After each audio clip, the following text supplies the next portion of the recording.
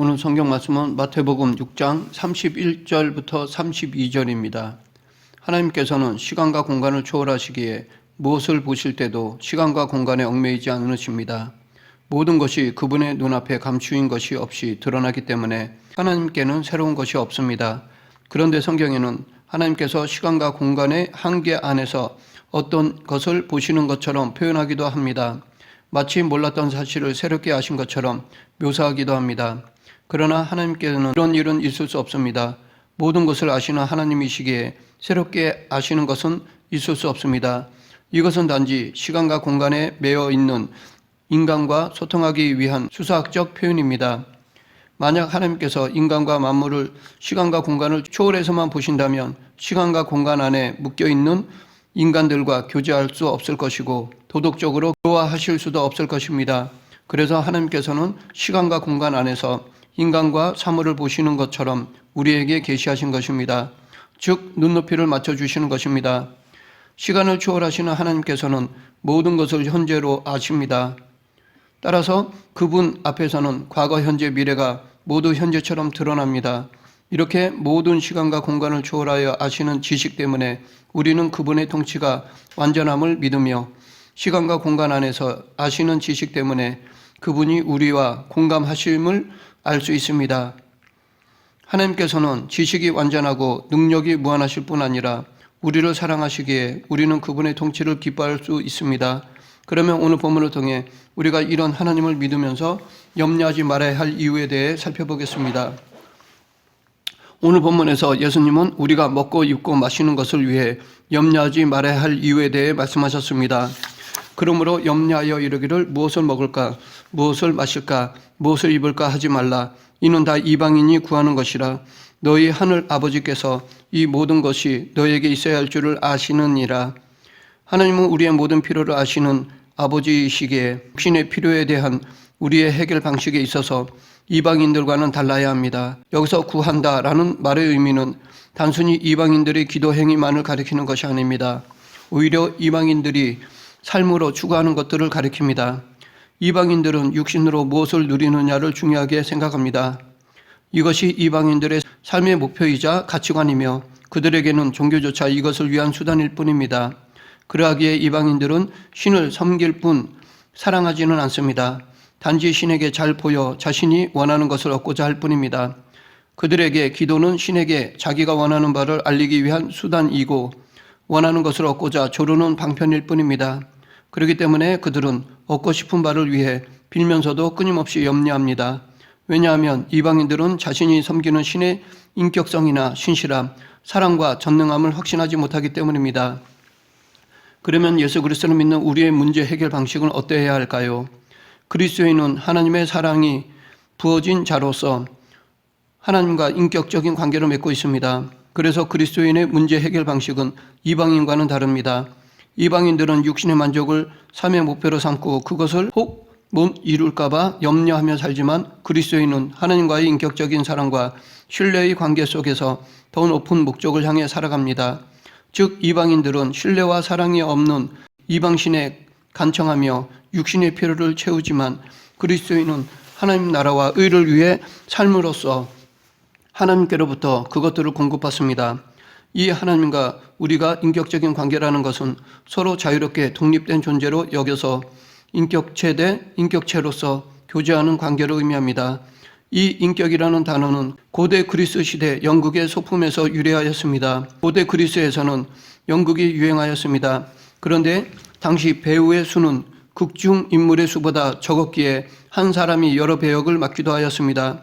그래서 배우는 출연할 때마다 자신의 배역에 맞는 가면을 쓰고 연기를 하였는데 이때 사용된 가면을 가리키는 헬라어 프로소포는 그 누구와도 같지 않은 극중 인물의 얼굴을 뜻하였습니다. 바로 이 단어에서 인격을 의미하는 라틴어 페르소나가 유래되었습니다. 초기 기독교 신학자들은 이 인격을 신과 결합된 존재성으로 보았습니다.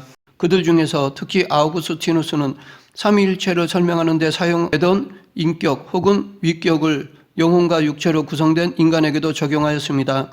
그래서 그는 인간의 인격이 삼위일체 하나님의 위격의 형상을 따라 지음받았다고 보았습니다. 즉 나라는 한 사람의 인격의 정체성은 하나님과의 사랑의 관계에서 발견된다고 보았던 것입니다. 다시 말해 내가 나라는 사실은 죄로 오염된 참되지 않은 내가 참된 나로 변화되어 감으로 입증된다는 것입니다. 인격은 그 사람을 그 사람이게 하는 것입니다. 인격을 지님으로써 공통된 인간 본성과 함께 자기만의 독특한 본성을 지닌 나라는 사람이 됩니다. 인격이 있기에 인간은 하나님 혹은 다른 사람들과 관계를 맺을 때 자유롭고 책임 있는 주체가 될 수 있습니다.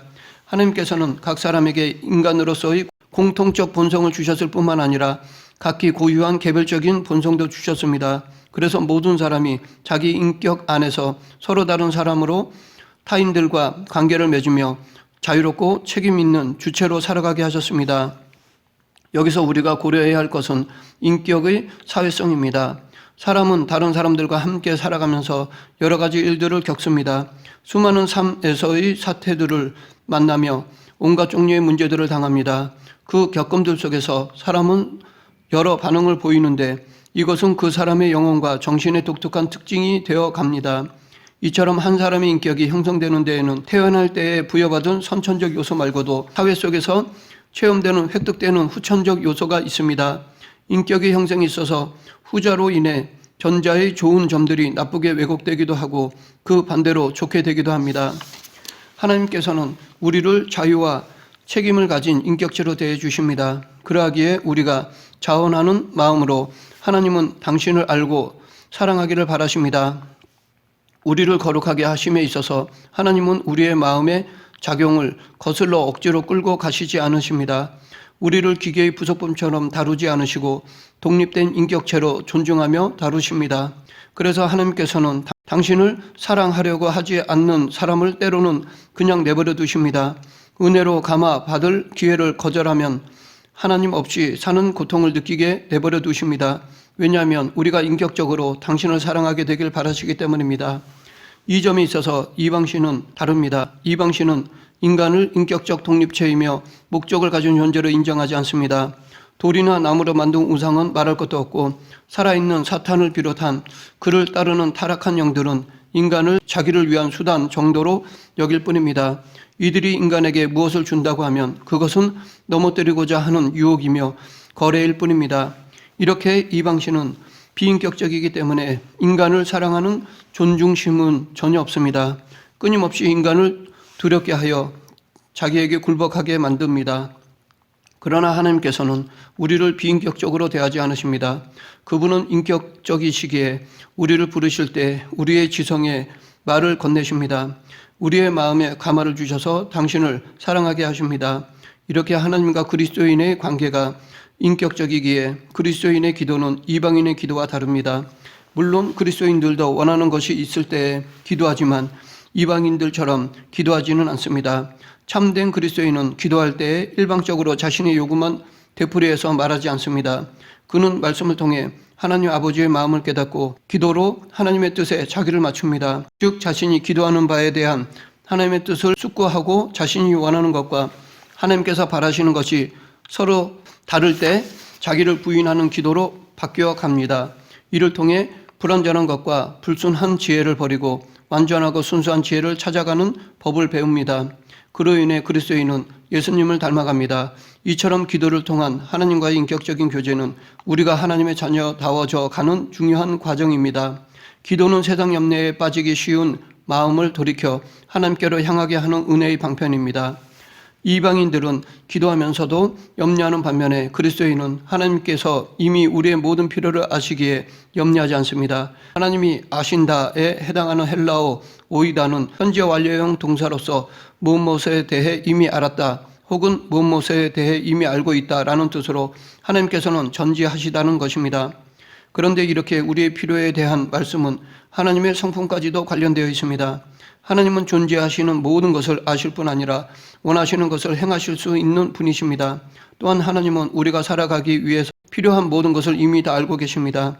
그런데 예수님은 마태복음 6장 11절에서는 오늘 우리에게 일용할 양식을 주시옵고 라고 기도하라고 가르치셨습니다. 이것은 하나님이 모르기 때문에 아뢰라는 것이 아니라 우리로 하여금 하나님을 의지하게 하기 위함입니다. 여기서 일용할 양식이라는 표현은 매일 필요한 양식을 공급받는 일이 하나님께 의지해야 할 일임을 의미합니다.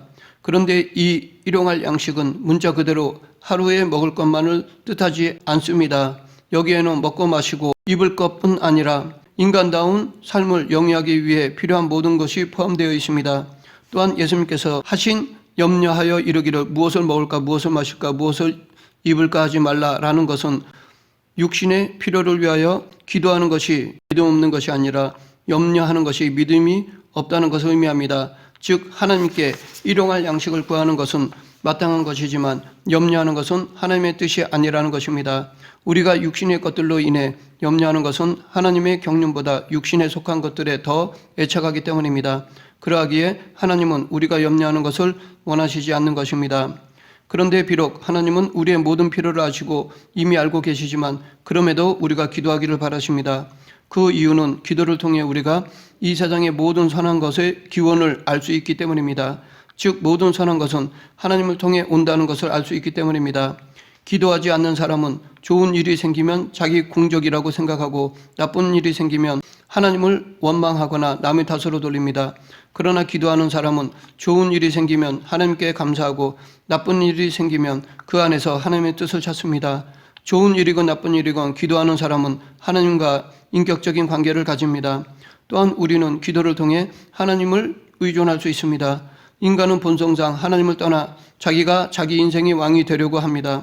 그것을 행복으로 여깁니다. 하지만 정작 이럴수록 오히려 더 불행해집니다. 고통스럽고 힘들어집니다. 인간은 하나님 안에서만이 참 행복을 누릴 수 있습니다. 하나님과의 올바른 인격적 관계에서만이 참 평강을 누릴 수 있습니다. 그러하기에 하나님의 사랑은 잘못된 우리를 속박하는 데서 시작됩니다. 왜냐하면 타락한 우리는 자신을 위한 진정으로 좋은 것이 무엇인지 모를 뿐 아니라 하나님으로부터 멀어질수록 욕망의 속박을 받게 되므로 혼란과 소외 속에서 살게 되기 때문입니다. 하나님은 당신의 사랑에 매임으로써 우리가 더 행복하게 된다는 사실을 아시기에 우리를 말씀으로 당신께 묶어두려고 하십니다. 이를 위한 가장 좋은 방법은 우리가 자신의 힘으로 살 수 없는 존재라는 사실을 깨닫게 하는 것입니다. 때론 이것을 깨닫게 하시고자 우리에게 고난도 허락하십니다. 고난을 겪으면서 우리는 자신의 한계를 깨닫습니다. 자신의 힘만으로는 살 수 없다는 사실을 알게 될 뿐 아니라 다른 사람의 도움도 소용없는 때가 많다는 것을 알게 됩니다. 이런 깨달음이 우리를 기도의 자리로 인도합니다. 하나님께서는 그런 사람들에게 성령의 은혜를 주십니다. 염려는 우리가 당면한 현실이지만 염려한다고 그것이 해결되거나 염려만으로 그것을 해결할 수 없습니다. 우리의 문제는 마음으로 염려를 물리치지 못하는 미지근한 믿음에 있습니다. 육신의 염려를 극복하는 길은 재물을 모으고 권력을 얻는 것이 아닙니다. 이것으로는 온전히 염려를 극복할 수 없습니다. 유한한 인간은 한정된 자원으로 사는 존재입니다. 아무리 애쓰고 노력할지라도 염려할 수밖에 없는 상황은 끊임없이 생깁니다. 육신의 염려에 매인 마음으로는 행복할 수 없습니다. 어떤 상황 속에서도 평안을 누리는 최고의 방법은 하나님의 은혜 안에서 살아가는 것입니다. 하나님은 우리를 사랑하실 뿐 아니라 무한한 능력을 갖고 계시기에 그 하나님을 전적 의존하는 우리는 미래에 대한 염려로 불안해할 필요가 없다는 확신 안에 살아가는 것입니다. 우리는 이 사실을 예수님이 하나님을 하늘 아버지라고 부르신 것에서도 알 수 있습니다. 하늘이라는 헬라어 우라니오스는 원래 하늘에 계신 이라는 뜻으로 하나님을 뜻합니다. 왜냐하면 유대인들에게는 하늘 자체가 하나님이 계시는 보좌이기 때문입니다. 또한 이 하늘이라는 말은 초월, 영광, 무한, 능력 등을 의미하는 것으로 하나님의 무한하신 능력을 의미하기도 합니다. 그러므로 아버지라는 말이 가족으로서의 친밀함을 보여준다면 하늘이라는 표현은 절대자로서의 초월성을 보여줍니다. 따라서 이 두 단어의 결합은 하나님의 완전한 사랑과 무한한 능력을 의미합니다. 말씀을 맺겠습니다. 믿음으로 산다고 할지라도 인생의 모든 일들이 언제나 형통하지는 않습니다. 결핍과 어려움도 있습니다. 그러나 은혜는 그 모든 어려움을 이기게 합니다. 모든 것을 참으며 모든 것을 견디게 합니다. 하나님께서는 모든 필요를 아시기에 우리는 그것을 위해 기도하면서 그분을 의지하지만 결핍에 대해 염려하지는 않습니다. 우리의 영혼이 날마다 하나님 아버지를 만나 은혜를 누리면서 살아가기 때문에 삶이 힘들지라도 두려워하지는 않습니다. 오히려 그 시련 가운데 하나님 아버지의 품에서 은혜의 비밀을 배웁니다. 다만 우리가 염려해야 할 것은 나의 태만과 죄로 인해 이 사랑에서 멀어지는 것입니다. 이 염려는 늘 우리를 하나님 안에 거하게 합니다. 우리 모두 하나님에 대한 믿음과 신뢰로 세상의 염려를 끊어버리는 그리스도인이 되길 간절히 축원합니다. 기도하겠습니다. 우주 만물을 다스리시는 하나님 아버지, 우리가 살아가면서 생기는 근심, 걱정, 염려로부터 휘둘리지 않도록 저희들의 영혼을 붙잡아 주시고 오직 하나님의 절대 주권과 사랑을 의심하지 않고 끝까지 신뢰하는 그리스도인이 되게 하여 주시옵소서. 예수님 이름으로 기도드립니다. 아멘.